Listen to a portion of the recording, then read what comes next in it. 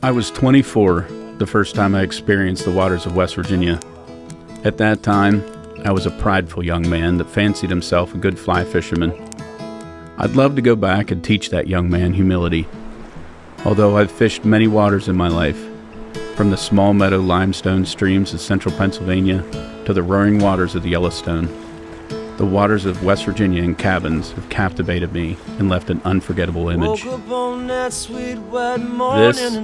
is the legacy. Lord, I must have overslept again, for it's clear the dream is now most likely over.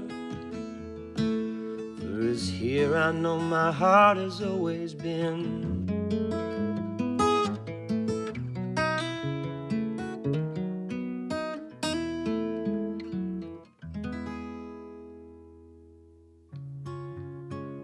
For the last 22 years, my dad and I have been going to Harmon's North Fork cottages in Cabins, West Virginia. In those 22 years, numerous men have joined us on this excursion for trophy trout. My dad, Dan, Lou, and Gino have been constants, and now my uncles and cousins have joined. It has become something we all look forward to, kind of like our kickoff to spring trout fishing. Through the waters of the North Fork of the South Branch of the Potomac River, I've gained more knowledge, friendship, and pure joy through the men that have joined us. I don't recall the very first trip to Harmon's Cabins, as I was too young to go. My grandfather was an old man at this point. I guess I never knew him any other way. Walter Leo Johnson. He had quite an impact on everything we do, as far as fishing goes. My grandfather was a fisherman. Not a fly fisherman, just a fisherman. He'd fish any body of water that he came across and keep everything, and I mean absolutely everything. His passion for the outdoors bled down into his 5 sons and then to a few of his grandsons. He loved fishing and everything that goes into it. He'd make his own lures, put new eyes on rods, clean and re-spool reels, and show everyone his creations that came through his door. Him and his boys fished the North Fork as it comes out of the canyon. I'll tell you that because we do this on our annual trip. We show each other our old gear, our new gear, talk about bait and lures we've had success with and the rods we chose to use. Whether we're going to West Virginia or up to our fishing camp, I hear stories of them fishing the streams we cross or traverse along. Just like being in Pap's old station wagon as a kid, I listen with great intent. My grandparents' house was full of outdoor magazines, and I'd loved going there devouring every one of them, one picture and article at a time. I have a few stories of fishing with my pap, but my dad and uncles have the best ones. Days of pap dropping them off to fish, and he'd come back late in the day to find his boys swimming or laying sleeping on a riverbank.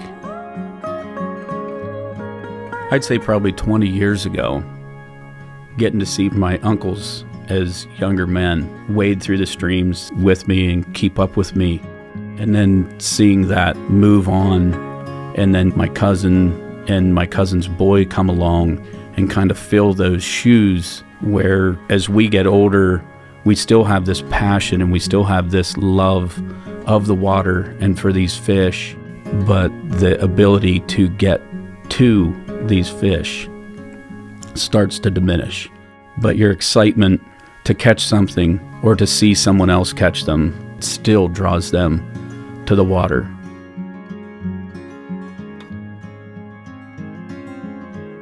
These fish are hardy, they're tough, they're gorgeous rainbows. The coloration of them is unbelievable.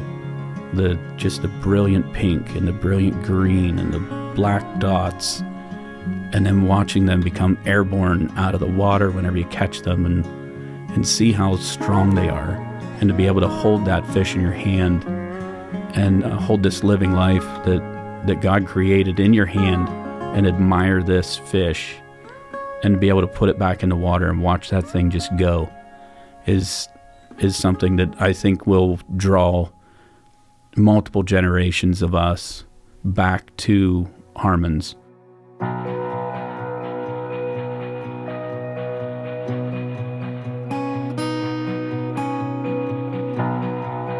this is probably one of the hardest things I'll have to talk about, is someday these guys aren't going to be around with me anymore. And that is why I wanted to make this video of my most favorite people in the world. We started out with a couple of guys, and then my Uncle Bud started coming, and Earl started coming, and then Uncle Bob and Jake and Uncle Adam, and boy, I wish my Uncle Jerry was around to be there as well. To be able to spend these 3 to 4 days just together